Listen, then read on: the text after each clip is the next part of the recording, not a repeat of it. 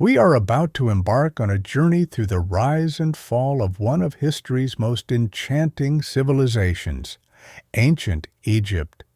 This is not merely a chronicle of battles and conquests, but a tapestry woven from rivers and constellations, golden harvests and sacred stones, dreams that continue to murmur across the wind-swept deserts even today. Before we begin, take a moment to like and subscribe, but only if you truly enjoy stories like these. Let me know in the comments where you're listening from and what time it is for you. I love knowing where in the world these stories find a home. Find a comfortable place, let the noise of the world around you fade away, and allow the slow, timeless current of history to carry you gently forward. Our story does not start amid the bustling cities crowned by pyramids and palaces, but in a far wilder, older realm long before kings and queens reigned, before towering temples reached the skies, before the very first stone was laid. Our beginning lies with the river, the Nile. Picture the world tens of thousands of years ago. No cities, no roads, only endless plains, vast forests, and shimmering lakes, where now deserts bake beneath an unforgiving sun. The Nile meanders northward, carving a lush lifeline through a landscape of ochre and stone. It is not yet the Egypt familiar to us. The Sahara is alive, verdant grasslands, herds of elephants and giraffes roaming freely, leopards prowling beneath acacia trees, and seasonal migrations shaping the land. Along the fertile banks of the river, the first humans arrive, not yet Egyptians, but nomadic wanderers, hunters, families moving in tune with the river's cycles. They live lightly on the land, gathering wild fruits, fishing among the reeds, chasing antelope across open grasslands. Nights stretch beneath a sky blazing with stars. Campfires flicker softly against the hush of the wild. Stories are shared, stories we shall never hear, whispered in tongues now lost to the march of time. For millennia, this rhythm endures, a life intertwined with the river, bound to the steady rise and fall of its waters. Centuries pass, and the world begins to shift.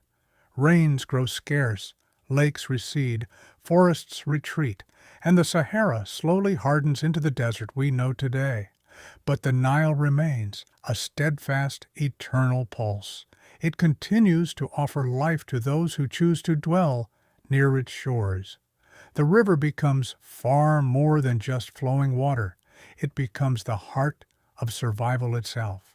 People learn to adapt, watching seasons carefully.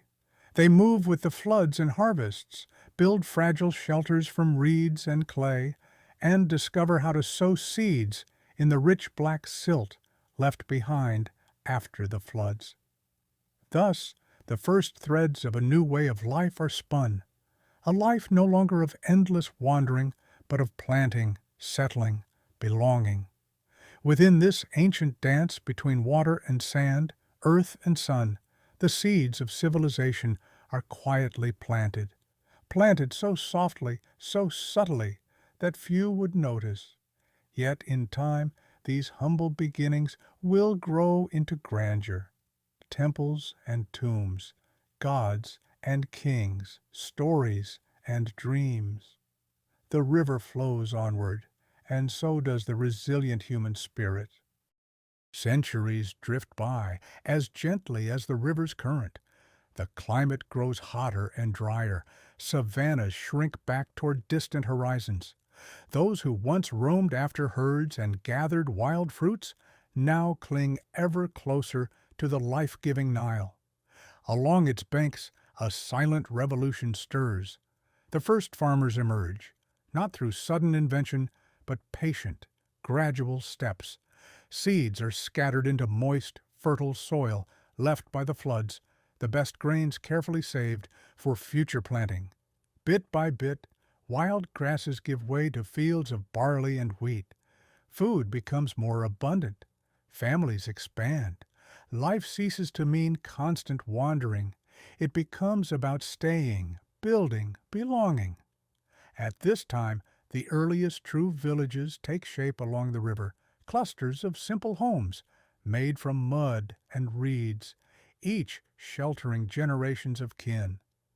Imagine a morning in one of these early settlements, the soft lowing of domesticated cattle, the clucking of fledgling chickens scratching in the dirt, children playing beside the water's edge, fishermen hauling shimmering silver nets. Life is not without hardship, but it is steady and reliable. For the first time, people live tethered not only to the land, but to one another. Villages evolve into communities, communities into small kingdoms. The Nile imparts crucial lessons.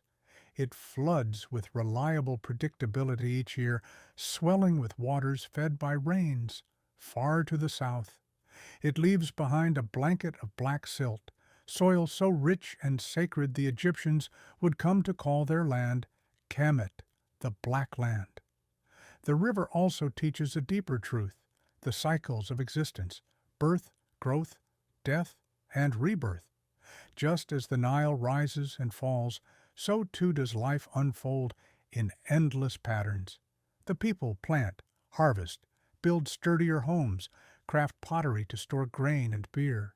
They fashion boats from bundled papyrus to fish and travel the waterway. Art begins to flourish, clay figurines shaped with tender hands, beads strung from shells and stones, symbols painted onto pottery, perhaps the earliest signs of writing yet to come. By now, early farmers have spread throughout much of the Nile Valley. Their villages cluster near the river's winding path, tiny lights of life shining against an encroaching desert. Something extraordinary unfolds. Trade begins. Shells from the Red Sea, obsidian from Ethiopia, turquoise from Sinai, all find their way into these settlements. Gifts borne by boats and travelers link far-flung lands. The Nile is no longer simply a source of food. It becomes a highway of dreams. Egypt's greatness germinates, not through conquest, but quiet patience, harvests, fireside tales, and moonlit boat journeys. The first true civilization stirs, and the river, steadfast and eternal, whispers its promise toward the future. Small farming villages swell, mastering new skills passed from elder to child. Pottery becomes finer, painted with delicate depictions of animals, boats, and dancers. Stone tools give way to gleaming copper ones. Society becomes more complex. Simple homes grow into clusters, then towns, each led by a chieftain, a figure of wisdom, strength, or luck. A profound transformation takes root. The people of the Nile no longer live as scattered settlements.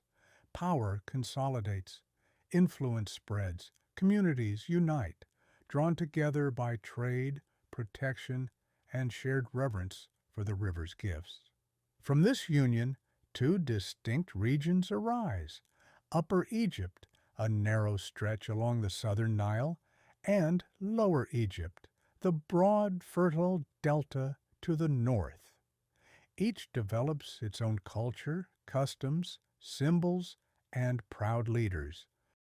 In Upper Egypt, a vibrant culture blossoms. Historians call it the Nakata culture, the cradle of Egyptian civilization. Imagine bright white linen fluttering in warm breezes, jewelry fashioned from gold, turquoise, and lapis lazuli, homes clustered along dusty paths lined with acacia trees. Artists craft delicate pots painted with boats, hippos, hunters. Priests murmur prayers to early gods, spirits of river, sun, and sky. Kings begin to emerge, not merely village chiefs, but rulers of growing ambition. These first kings leave traces of their power: ceremonial maces carved with scenes of triumph, tombs grander than before, early hieroglyphs etched on ivory and stone. Their authority extends beyond land to belief itself. A new idea takes root, a ruler as the bridge between earth and heaven, a living incarnation of divine will. Meanwhile, in the delta to the north, Lower Egypt thrives in its own way. Its wide marshy lands teem with reeds, papyrus, and fish. The people are skilled boat builders, traders, and weavers. Settlements bustle with craftsmen shaping fine artifacts, farmers tending fertile fields. For centuries, Upper and Lower Egypt grow side by side, separate yet linked by the eternal river. They trade, compete, and watch each other warily. Rivalry sharpens, ambition stirs. Leaders of Upper Egypt, driven by dreams of unity or conquest, gaze toward the north. The idea of one Egypt, one land, one people, one divine king takes shape. It is not yet realized, but draws closer with each passing year. The Nile flows on silently, carrying whispers of a destiny still to be fulfilled. During this time, the river flows as always, but the people change. Their aspirations grow grander. Upper and Lower Egypt stand apart like two proud siblings, each wearing its own crown, the tall, pointed white crown of the south like a flame, and the broad, curved red crown of the north resembling ram's horns. Each possesses distinct gods, traditions, and ways of life. Yet the river unites them, and beneath the surface, rivalry simmers. In Upper Egypt, a powerful king emerges, Narmer, a figure half shrouded in myth, half rooted in history. Picture him tall and commanding, skin bronzed by relentless sun, robes adorned with symbols of authority. In his hands he holds not only a mace and scepter, but a vision, the vision of a united Egypt. Narmer's story is immortalized on the Narmer palette, a dark green stone slab etched with swirling images. One side shows Narmer wearing Upper Egypt's white crown, the other, Lower Egypt's red crown. Carved scenes depict victory, Narmer smiting foes, leading processions, towering over the vanquished, overseen by falcon gods. This is a tale older than any text, a story of conquest and union, two lands becoming one. Whether through war, diplomacy, or both, Narmer achieves what others only dreamed of. He unites Upper and Lower Egypt beneath a single crown. A new emblem is born, the double crown, merging red and white, symbolizing unity. With this moment, Egypt's history truly begins. The first pharaoh stands astride the Nile, a living god ruling a land stretching from northern delta marshes to the rocky southern reaches. Imagine the grand ceremony, Narmer upon a stone dais, priests chanting hymns to the rising sun, incense curling skyward, the people watching in awe as he dons the double crown, becoming Pharaoh, the living Horus, son of the falcon god. From Narmer's vision, Egypt's story blossoms. Pyramids rise, temples carve into cliffs, empires expand and fall. Yet, at its core remains the memory of this first unification. Narmer's name echoes through time, whispered on desert winds. The two lands are one. Egypt is born. The river carries forward the dreams of a newly awakened nation. Following Narmer's unification, the seeds of a true civilization take root. Around 2700 BCE, Egypt enters what historians call the Old Kingdom, the first great era, a golden dawn. This is the age of pyramid builders, when pharaohs are living gods, their will radiating across the two lands like the sun's rays. Picture the land bathed in golden light, the Nile splitting the desert into two verdant ribbons. Villages bustle with farmers, potters, scribes. Grand processions march along palm-lined avenues. The scent of myrrh and lotus fills the warm air. At the center stands the pharaoh, an unchallengeable force, a bridge between mortal and divine. The pharaoh governs not for himself, but to uphold Ma'at, the sacred balance of order, justice, and cosmic harmony. Among the earliest great builders is Djoser, reigning circa 2670 BCE. Guided by his architect and high priest Imhotep, he dreams of a monument unlike any before, a lasting stairway to the heavens, the Step Pyramid at Saqqara, the world's first monumental stone structure. Imagine standing before it, tiers rising skyward in precise geometric order, massive limestone blocks carefully chiseled and stacked. Workers sing as they quarry and haul stone. Priests chant to Ra, the sun god. The Step Pyramid gleams pale gold in the desert sun, a beacon of hope and eternity. This pyramid is not simply a tomb, but a promise that the pharaoh will live forever, his soul ascending with the sun each dawn. Inspired by this vision, later pharaohs build ever higher. Under kings like Sneferu, new pyramids arise, smooth-sided monuments reaching for the sky. Sneferu's architects experiment. The bent pyramid, with its unique angle shift, a striking architectural accident. The Red Pyramid, Egypt's first true smooth-sided pyramid. Then comes the greatest at Giza under Khufu, known as Cheops to the Greeks, the Great Pyramid. Envision it, over 2 million limestone blocks, each as heavy as a small car, fitted so precisely that no blade can slip between stones. The Great Pyramid towers nearly 150 meters, remaining the tallest man-made structure for almost 4 millennia.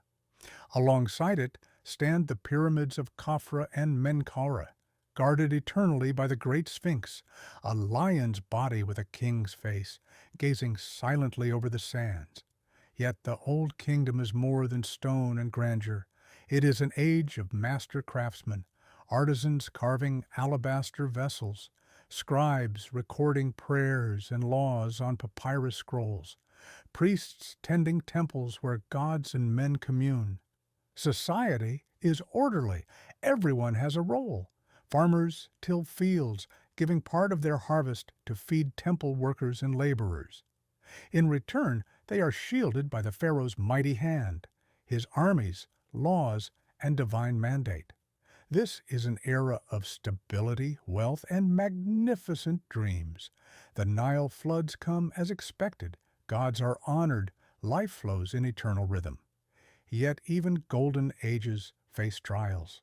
Over time, the cost of grand projects grows heavy. Local nobles gain strength, managing regions with growing autonomy. The river's once reliable floods begin to falter. Around 2200 BCE, the Old Kingdom wavers. Whispers of unrest stir along the Nile. The pharaoh's centralized power weakens. Egypt fractures. Yet the monuments endure. The pyramids stand. Temples guard their mysteries. The ideals of Ma'at, order, balance, harmony, remain etched into Egypt's soul. Though the great age dims, Egypt's spirit endures, awaiting its next dawn beneath eternal stars. Even the mightiest river can be choked by sand. Even the brightest star can be veiled by clouds. As the Old Kingdom fades, Egypt enters its first great trial, the first intermediate period. To the people, it must have felt like the slow unraveling of the world they knew. Circa 2200 BCE, ancient rhythms falter. The Nile's floods grow erratic, sometimes failing, leaving cracked fields beneath a merciless sun. Poor harvests breed hunger. Hunger fuels unrest. The once mighty centralized government that built pyramids now struggles to feed its people. Pharaohs, once distant and divine, lose their sacred aura. Nobles and governors, nomarchs, rise in power across provinces. Egypt splinters. Imagine a land without a single ruler. Towns and villages turn inward, guarding their own harvests, trusting no voice but their own. Small kings arise, ruling from crumbling palaces. Lords of Upper Egypt clash with those of Lower Egypt. The united two lands tear apart.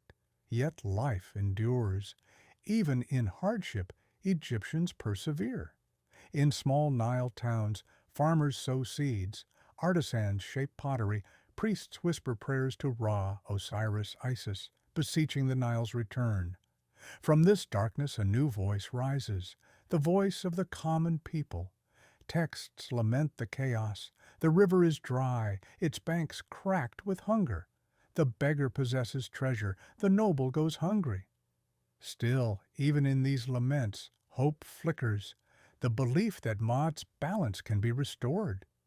In Thebes, a powerful family emerges, not grand kings with armies, not pyramid builders, but practical, determined leaders who grasp that Egypt must be sewn back together, village by village, harvest by harvest, prayer by prayer. Chief among them is Mentuhotep, king of Thebes, patient and resilient. Around 2050 BCE, after generations of division, Mentuhotep II rises to restore unity. He marches northward, battling rival kings. More importantly, he offers hope, the dream of a renewed Egypt. When he claims the crowns of Upper and Lower Egypt, the two lands become whole again. A second unification, a second dawn. Thus ends the first intermediate period, and a new golden age dawns, the Middle Kingdom. The people rebuild, sow fields, sing hymns to gods. They remember suffering, but turn their faces to the rising sun. The river flows steadily again, and Egypt's dreams are reborn. The sun rises brighter over Egypt, wiser, tempered by hardship, yet filled with quiet strength. This is the Middle Kingdom, an age of renewal and rebirth. It begins under Mentuhotep II of Thebes, who reunifies the two lands and restores Maat's sacred balance. Imagine Egypt now, fields along the Nile, lush and green, heavy with wheat and barley. Marketplaces buzz with traders, farmers, potters. Boats laden with papyrus, wine, and gold drift gently on the river. Middle Kingdom pharaohs are no longer distant gods on lofty thrones. They are shepherd kings, caretakers of their people, guardians of stability and justice. Pharaohs like Amenemhat I and Senusret III strive tirelessly to strengthen Egypt's borders, rebuild temples, and shield the land from famine and drought. Fortresses rise along southern frontiers near Nubia, strong and vigilant. Expeditions sail the Nile and cross deserts, seeking gold, incense, and precious gems. Trade flourishes with lands beyond the Red Sea and Levant. Egypt's wealth grows. In these prosperous times, art and literature bloom. The Middle Kingdom becomes not only a period of grand monuments, but of poetry, wisdom texts, and storytelling. Imagine sitting in a shaded courtyard as a scribe unfurls fresh papyrus. His reed pen flows in neat black ink, telling tales of adventure, shipwrecks, magical islands, clever peasants outwitting corrupt judges, kings pondering justice and mortality. The famed tale of Senua emerges, a story of a courtier fleeing Egypt, wandering deserts, living among foreign tribes, and longing deeply to return home. Art transforms too. Statues and reliefs depict pharaohs not as perfect gods, but as strong, aging humans, wrinkled, wise, burdened by their role. A new humility and empathy suffuse the air. Temples rise larger and more splendid. The great temple of Karnak in Thebes begins its magnificent life. Obelisks shoot skyward like stone needles, catching the sunrise in brilliant golden flashes. However bright the light, it cannot last forever. By roughly 1800 BCE, the power of the Middle Kingdom's pharaohs begins to fade. From the east, beyond the Nile Delta, foreign forces, later known as the Hyksos, begin to stir. Internal divisions deepen, and the glow of the Middle Kingdom starts to waver, yet its legacy endures. The wisdom inscribed in texts, the art and poetry carved into tomb walls, and the ideals of justice and stewardship ripple through all the ages yet to come in Egypt. As the Nile flows on in its ancient steady path, Egypt braces itself for its next monumental trial. With the decline of the Middle Kingdom, around 1800 BCE, Egypt enters a new and unfamiliar chapter historians call the Second Intermediate Period. Once more, unity dissolves. Pharaohs lose their grip on power, and regional governors, once loyal officials, begin to carve out independent kingdoms. From the northeast, beyond the Sinai, a new people arrive, the Hyksos. They do not invade in great armies, but come gradually as traders, settlers, and families seeking fortune in the fertile delta. They introduce new tools, animals such as horses previously unseen in Egypt, and a groundbreaking weapon, the horse-drawn chariot. At first, they blend in, trading, farming, living alongside Egyptians. Slowly, they gain wealth and influence, eventually seizing cities as their own. By around 1650 BCE, the Hyksos rule northern Egypt from their capital at Avaris. Their kings adopt Egyptian titles, worship Egyptian gods alongside their own, and don Egyptian royal symbols such as the crook and flail and the double crown, representing the two lands. Yet to many Egyptians they remain outsiders and strangers. In the south, Thebes remains free, a proud bastion of Egyptian rule. Its leaders, though local lords for the moment, watch carefully and wait. Across both lands, ordinary life endures. Farmers sow and reap, priests chant morning hymns, mothers tell stories by firelight. The Hyksos introduce stronger bows, faster chariots, and gleaming bronze weapons. Egypt absorbs these lessons even as it resents the bearers. It is a strange era, land divided between foreign rulers and ancient traditions. But Egypt's spirit endures. It bends like a reed, but does not break. In Thebes, a line of powerful local rulers, the second Enra family, rises with dreams of driving the Hyksos from Egyptian soil. When a Hyksos king named Apepi demands the noisy hippos at Thebes be silenced, the insult proves unbearable. Tensions escalate. Secondenra Tau, brave and determined, wages war but falls, his wounds discovered on his mummy. His sons carry the fight forward. Kamose, his heir, wins victories along the Nile. Finally, his brother Ahmose, young and fierce, completes the mission. Around 1550 BCE, after years of struggle, Ahmose captures Avaris, expels the Hyksos, and frees Egypt once again. These Theban kings, tempered by conflict, surpass all before them. They are ready not just to rebuild, but to create a realm grander than any yet seen. With the dawn rising over a liberated Nile, Egypt steps boldly into its greatest age, the radiant and unstoppable New Kingdom. A new sun rises over Egypt, brighter, bolder, shining across desert sands and distant seas alike.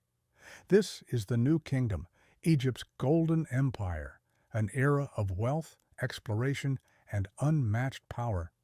It begins with Ahmose the Liberator in 1550 BCE, who expels the Hyksos and reunites the two lands under Theban rule. He rebuilds temples, fortifies borders, and lays the foundation for a golden age. Picture the Nile shimmering beneath the midday sun. Royal barges glide over its surface, their sails billowing like lotus petals. Cities hum with life, temples gleam with freshly polished white limestone. Scribes, artisans, and priests thrive in newfound peace. Egypt extends her reach beyond old borders, south into Nubia, rich with gold and ebony, and northeast into Canaan and Syria, where trade routes sparkle with exotic treasures.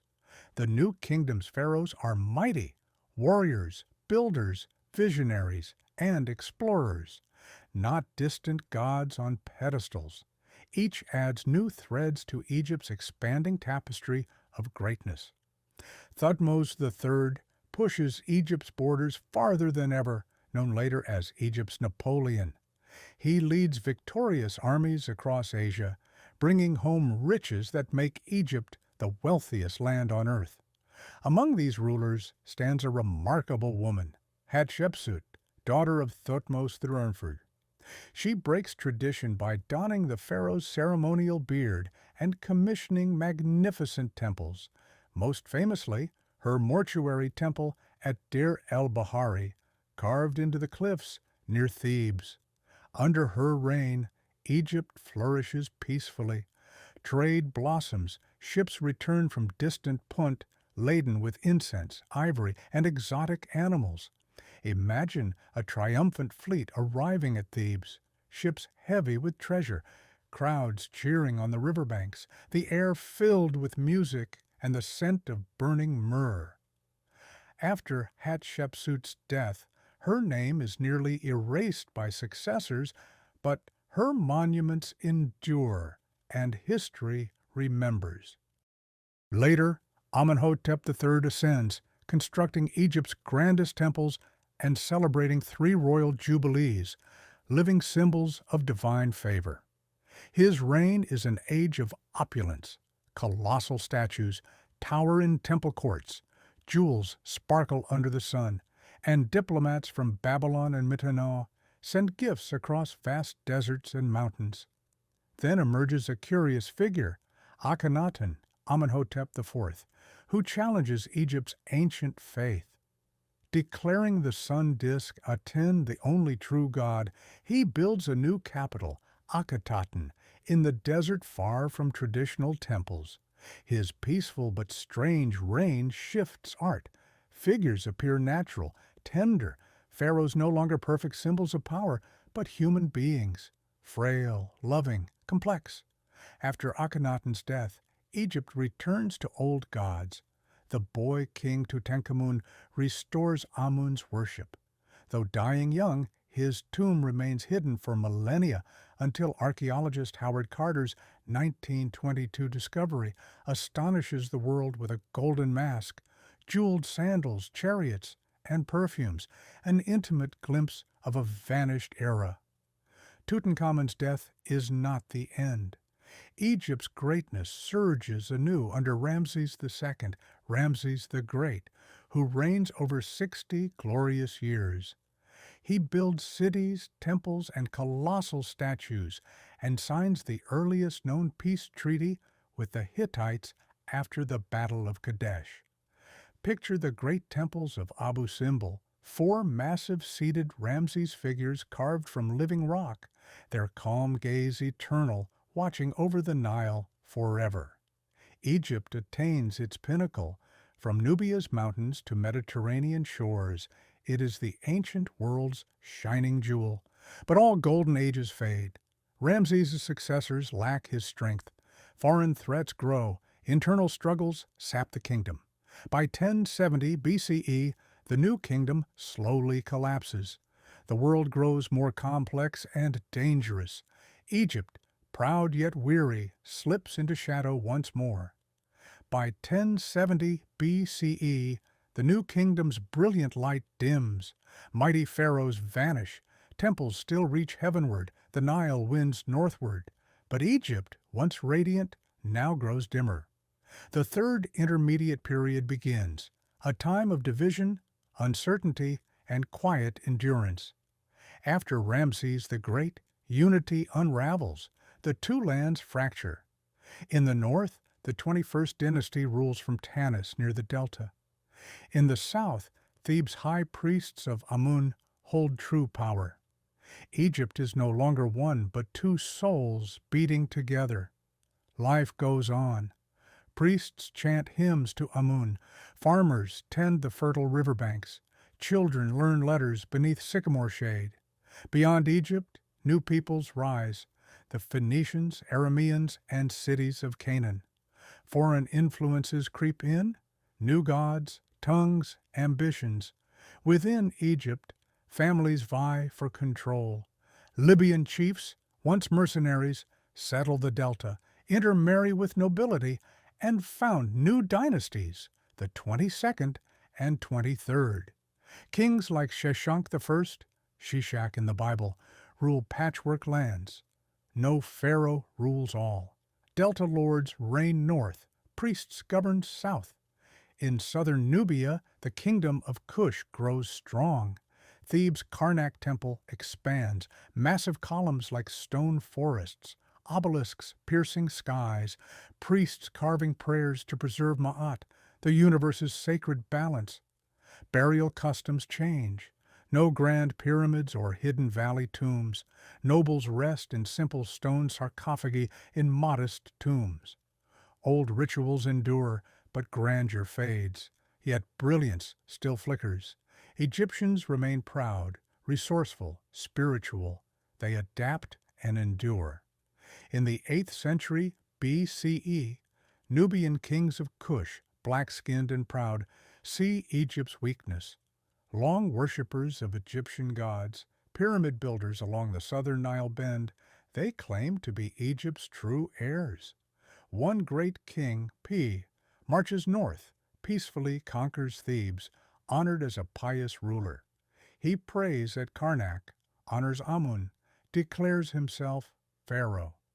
Thus begins the 25th dynasty, the Black Pharaohs. Paye, Shabaka, Taharka strive to reunite Egypt under one crown. Temples rise anew. Egypt breathes again for a time. Storms gather. Eastward Assyria rises, the world's mightiest empire. Their armies thunder, cities fall. Soon, ancient Egypt faces this new storm. The third intermediate period ends not with triumph, but challenge. Yet Egypt endures. Her spirit, forged by millennia of resilience, remains unbroken, ready for trials ahead. The river flows, temples whisper prayers. The story marches on. By 664 BCE, the Nile drifts onward. Egypt, scarred but unbroken, enters its final native era, the late period. Assyrians withdraw. A new pharaoh, Psamtik I, founds the 26th dynasty, the Sate dynasty, named for Sais in the Delta. Psamtik reunites north and south, invites Greek mercenaries to settle at Naucratis, Egypt's first Greek trading port. Trade blooms, culture revives, Egypt awakens anew. In 525 BCE, Cambyses II of Persia arrives. At Pelusium, Egypt falls. Cambyses crowns himself pharaoh. Egypt, proud and ancient, joins the Persian Empire. But Egypt's spirit resists. Rebellions flare.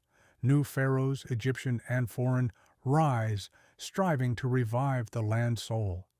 In 404 BCE, after nearly 120 years under Persia, Egypt gains brief freedom under Pharaoh Amyrtaios. The 28th, 29th, 30th dynasties follow, native kings fighting to preserve Egypt's ancient heart. Picture Philae's temple then, priests chanting dawn hymns, lotus blossoms drifting on still waters, torchlight flickering on stone walls. In twilight, Egypt's devotion to gods never wanes. New temples rise at Dendera, Edfu, Gebel el-Silsila. Old traditions endure and flourish. History's tide is relentless. In 343 BCE, Persians return under Artaxerxes III. Egypt falls again. Soon, a new force rises, a young Macedonian king with dreams as vast as desert and sea. Alexander the Great. In 332 BCE, Alexander enters Egypt. No battle needed.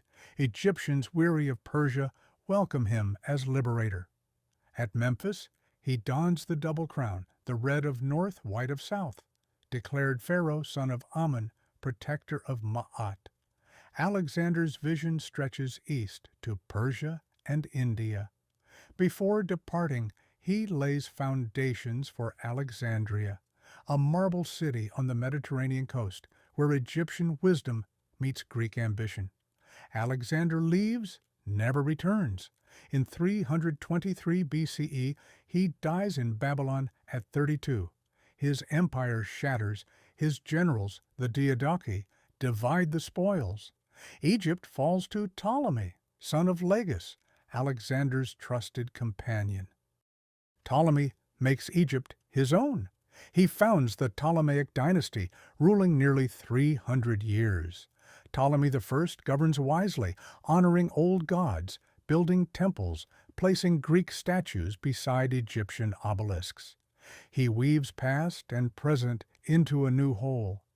Alexandria becomes marvel of the ancient world, marble boulevards, bustling harbors filled with ships from all corners.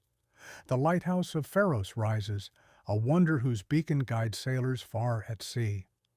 At city's heart, the Library of Alexandria thrives, a temple of learning. Scholars from Greece, Egypt, India gather, translate, debate, dream. It's said the library held over 400,000 scrolls, the wisdom of ages, on fragile papyrus. The Ptolemies oversee a thriving realm, but beneath marble and gold, tensions simmer.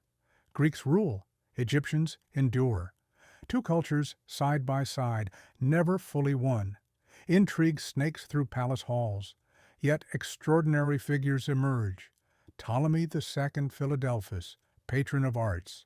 Ptolemy III Euergetes, expanding Egypt's reach. Cleopatra II and III, queens wielding power in their own right.